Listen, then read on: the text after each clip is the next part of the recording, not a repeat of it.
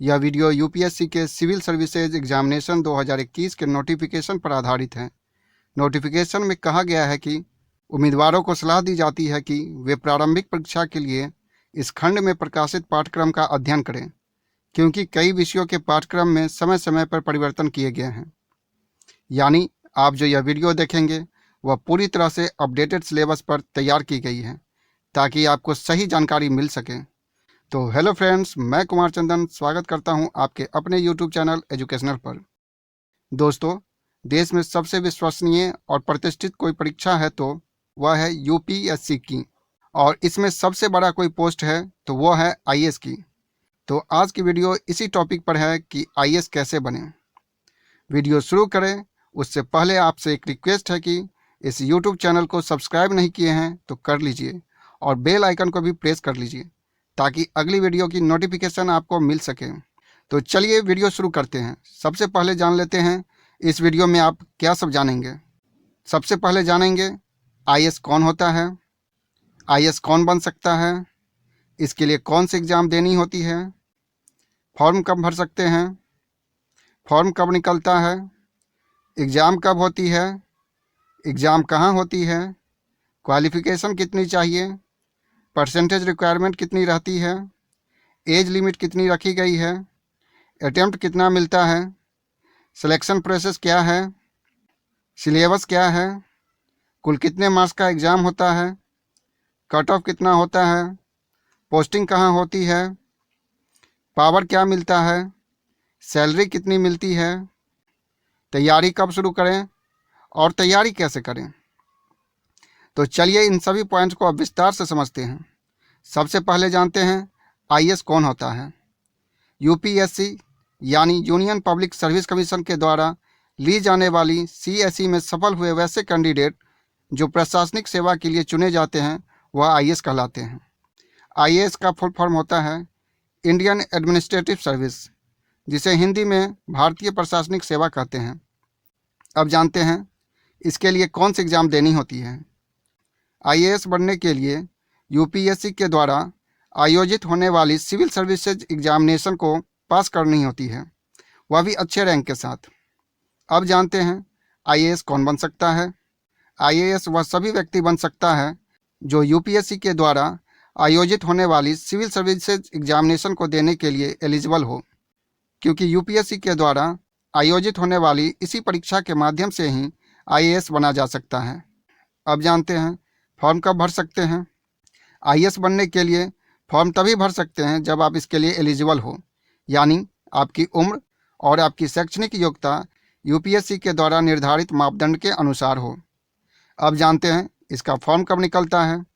इसका form UPSC के माध्यम से निकलता है। हर साल यूपीएससी इसके लिए नोटिफिकेशन जारी करती है। नोटिफिकेशन निकलने के बाद आप इसका फॉर्म भर सकते हैं। पिछले कुछ वर्षों के नोटिफिकेशन को देखें तो इसका नोटिफिकेशन फरवरी या मार्च में निकलता है। जैसे वर्ष 2017 से 2020 तक इसका नोटिफिकेशन फरवरी में निकला और वर्ष 2021 में इसका नोटिफिकेशन मार्च के महीने में निकला था। अब जानते हैं एग्ज़ाम कब होती है। एग्ज़ाम की बात करें तो अमूमन देखा गया है कि इसकी परीक्षा जून में होती है, लेकिन कभी कभी इसमें भी बदलाव देखा गया है। जैसे वर्ष 2017 से लेकर 2019 तक इसकी परीक्षा जून में हुई, लेकिन वर्ष 2020 में मई के महीनों में हुई, वहीं 2021 में अक्टूबर के महीने में। अब जानते हैं यह एग्ज़ाम कहाँ होती है। यह एग्ज़ाम देश भर के विभिन्न शहरों में बने एग्ज़ाम सेंटर पर ही होती है, जिसका निर्धारण पूर्व से ही किया हुआ रहता है। यहाँ हम आपको प्रीलिम्स और मेंस एग्ज़ाम के सेंटर का लिस्ट दिखा दे रहे हैं, ताकि आप जान सके कि इस एग्ज़ाम का सेंटर किन किन शहरों में दिया जाता है। ये है प्रीलिम्स एग्ज़ाम के सेंटर का लिस्ट और यह है मेंस एग्ज़ाम के सेंटर का लिस्ट। अब जानते हैं इसके लिए क्वालिफ़िकेशन कितनी चाहिए। दोस्तों, आईएएस बनने के लिए जो क्वालिफ़िकेशन चाहिए वह है मात्र ग्रेजुएशन। अगर आप किसी भी सब्जेक्ट से ग्रेजुएट हैं तो आप सिविल सर्विसेज की एग्ज़ाम दे सकते हैं और इसमें क्वालिफाई होकर आईएएस बन सकते हैं। अब आपके मन में यह सवाल उठ रहा होगा कि ग्रेजुएशन में कितना परसेंटेज मार्क्स चाहिए, यानी इसके लिए परसेंटेज रिक्वायरमेंट कितनी रहती है। तो आपको बता दें कि यह एक ऐसी परीक्षा है जिसके लिए आपको सिर्फ ग्रेजुएट होना अनिवार्य होता है। परसेंटेज की कोई बाध्यता नहीं होती है। अब जानते हैं इस एग्ज़ाम के लिए एज लिमिट कितनी रखी गई है। 2021 के नोटिफिकेशन के अनुसार कैंडिडेट की उम्र कम से कम 21 वर्ष और अधिकतम 32 वर्ष से कम होनी चाहिए, अर्थात 32 वर्ष नहीं होनी चाहिए। यानी 32 वर्ष होने में एक दिन कम रहने तक आप इसका फॉर्म भर सकते हैं। उम्र सीमा को लेकर 2021 के नोटिफिकेशन में कहा गया है कि उम्मीदवार की आयु 21 वर्ष की होनी चाहिए, किंतु 32 वर्ष की नहीं होनी चाहिए। रिजर्व कैटेगरी के कैंडिडेट को उम्र सीमा में कुछ छूट दी जाती है। ओबीसी कैंडिडेट को उम्र सीमा में 3 वर्ष की छूट मिलती है, तो वहीं SC/ST कैंडिडेट को उम्र सीमा में 5 वर्ष की छूट मिलती है। अब जानते हैं इस एग्ज़ाम के लिए अटेम्प्ट कितना मिलता है। दोस्तों, सिविल सर्विसेज की एग्ज़ाम एक ऐसी एग्ज़ाम होती है जिसे आप बार बार नहीं दे सकते हैं। इस एग्ज़ाम को आप कितनी बार दे सकते हैं, उसके लिए अटेम्प्ट का निर्णय कैटेगरी वाइज किया गया है। जनरल कैटेगरी के स्टूडेंट 6 अटेम्प्ट दे सकते हैं, तो OBC और PW कैटेगरी के कैंडिडेट्स 9 अटेम्प्ट दे सकते हैं। वहीं SC/ST कैटेगरी के स्टूडेंट्स को अटेम्प्ट की कोई बाध्यता नहीं होती है, वे उम्र सीमा समाप्त होने तक एग्ज़ाम को दे सकते हैं। अब जानते हैं IAS बनने के लिए सिलेक्शन प्रोसेस क्या है।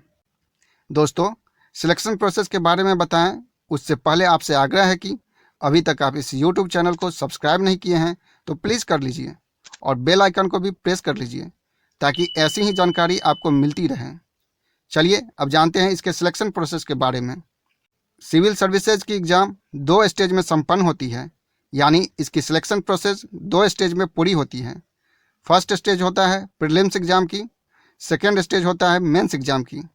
इसी के अंतर्गत इंटरव्यू भी आता है। इंटरव्यू मेंस एग्ज़ाम के बाद होता है, जिसके बाद सफल कैंडिडेट्स की मेरिट लिस्ट जारी होती है। अब जानते हैं इस एग्ज़ाम की सिलेबस क्या है। दोस्तों, किसी भी एग्ज़ाम को क्वालिफाई करने में सिलेबस का अहम योगदान होता है। सिलेबस ही हमें बताता है कि हमें क्या पढ़ना है और क्या नहीं पढ़ना है, जिससे हमारी तैयारी सही दिशा में और सही समय पर हो पाती है। तो चलिए जानते हैं सिलेबस को।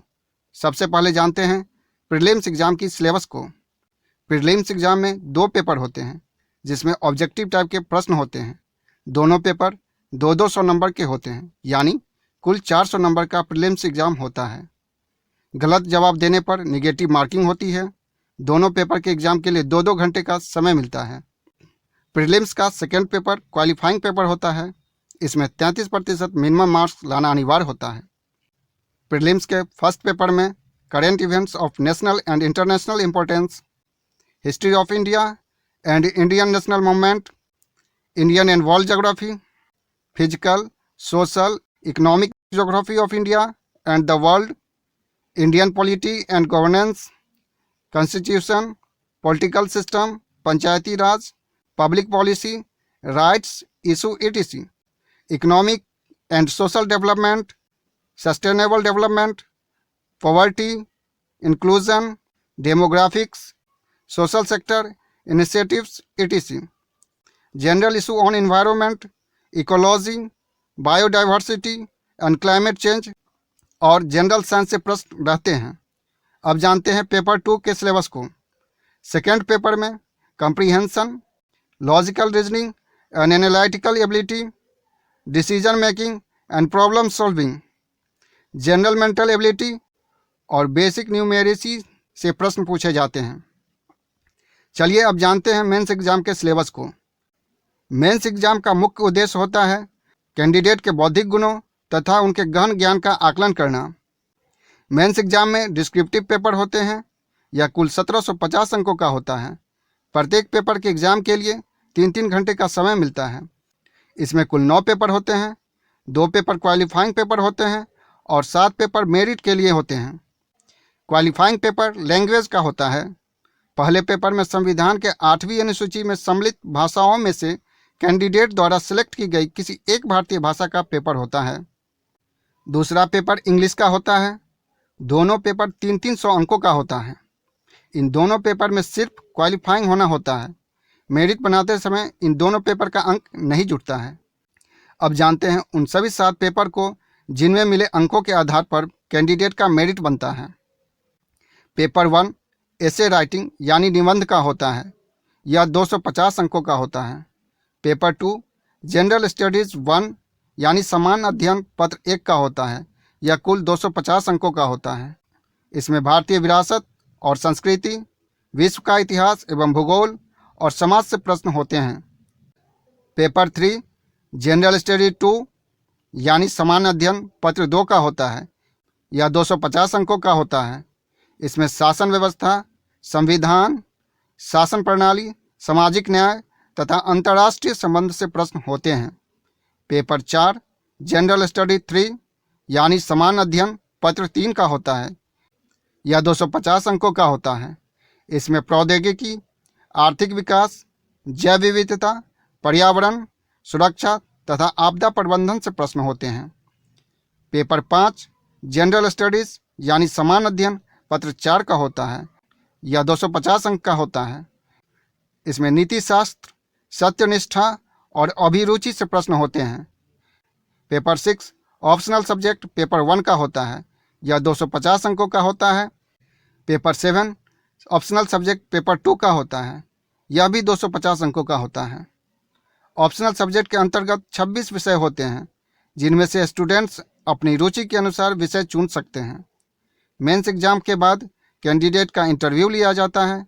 इंटरव्यू 275 नंबर का होता है। इंटरव्यू में कैंडिडेट का पर्सनैलिटी टेस्ट होता है। इसमें कैंडिडेट की मानसिक क्षमता को जांचा जाता है।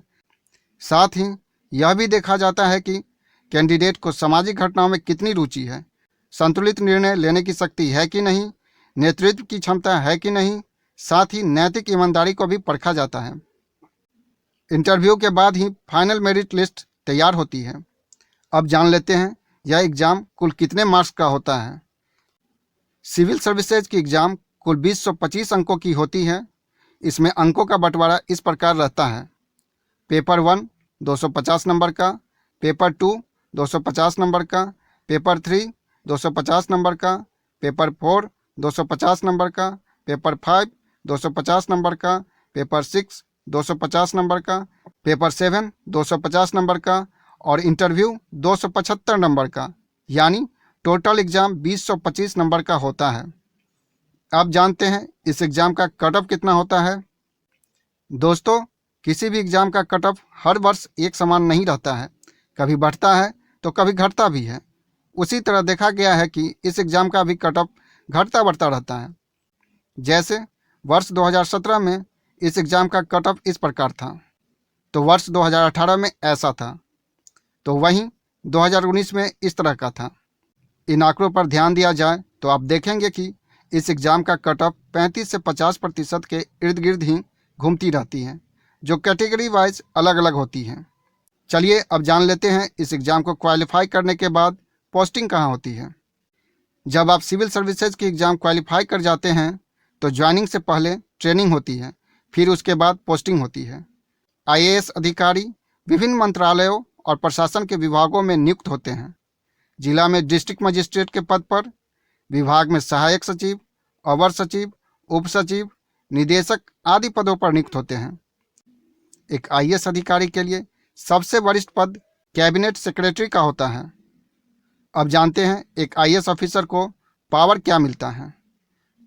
दोस्तों, यह एक बहुत पावरफुल पोस्ट होता है।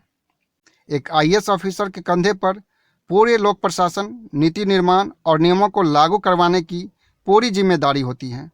DM के रूप में एक IAS अधिकारी पुलिस विभाग के साथ साथ अन्य विभागों का भी मुखिया होता है। लॉ एंड ऑर्डर से जुड़े सभी डिसीजन DM ही लेते हैं। अब जानते हैं एक IAS ऑफिसर को सैलरी कितनी मिलती है। एक IAS ऑफिसर की सैलरी 56,100 रुपये प्रति माह से लेकर 2.5 लाख रुपये प्रति माह तक हो सकती है। इसके अलावा IAS ऑफिसर को यात्रा भत्ता और महंगाई भत्ता समेत कई अन्य भत्ते भी दिए जाते हैं। साथ ही कई सुविधाएं भी मिलती हैं। दोस्तों, ये तो थी IAS बनने की पूरी जानकारी। अब आपके मन में यह सवाल ज़रूर उठ रहा होगा कि इस एग्ज़ाम के लिए तैयारी कब शुरू करें। IAS ऑफिसर बनने का सपना हर कोई देखता है, लेकिन सफल वही होता है जो इसकी तैयारी इसलिए करता है कि आईएएस उसे बनना है, न कि किसी के कहने पर या किसी को दिखाने के लिए।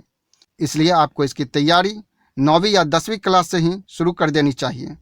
लेकिन यह भी सत्य है कि जब जागो तभी सवेरा। यानी अगर आप आज और अभी से यह निश्चय कर लेते हैं कि आपको आईएएस बनना है और मन लगाकर इसकी तैयारी शुरू कर देते हैं, तो आप भी आईएएस बन जाएंगे। अब आपके मन में यह भी सवाल उठ रहा होगा कि तैयारी कैसे करें। इसका सिंपल सा जवाब है, पहले आप मन बनाइए और पढ़ने की आदत डालिए। क्योंकि जब तक आप मन लगाकर इसकी तैयारी शुरू नहीं करेंगे, इस एग्ज़ाम को क्वालिफाई नहीं कर पाएंगे। आपको कम से कम 8 से 10 घंटे की पढ़ाई हर दिन करनी होगी, क्योंकि यह एक ऐसा एग्ज़ाम है जो समंदर से मोती निकालने के बराबर है। इसलिए आपकी तैयारी सिलेबस पर आधारित होनी चाहिए। साथ ही आपको हर एक चीज़ की डीप नॉलेज भी होनी चाहिए। तभी आप इस एग्ज़ाम को क्वालिफाई कर पाएंगे और आईएएस बन पाएंगे। दोस्तों, यह वीडियो आपको कैसी लगी हमें कमेंट करके ज़रूर बताएं। कोई कन्फ्यूजन हो तो सवाल ज़रूर करें, हम आपके सवालों का जवाब ज़रूर देंगे। जानकारी अच्छी लगी हो तो वीडियो को लाइक करें और अपने दोस्तों के साथ शेयर भी करें। चैनल को अभी तक सब्सक्राइब नहीं किए हैं तो प्लीज़ कर लीजिए और बेल आइकन को भी प्रेस कर लीजिए, ताकि अगली वीडियो की नोटिफिकेशन आपको मिल सके। Thank you.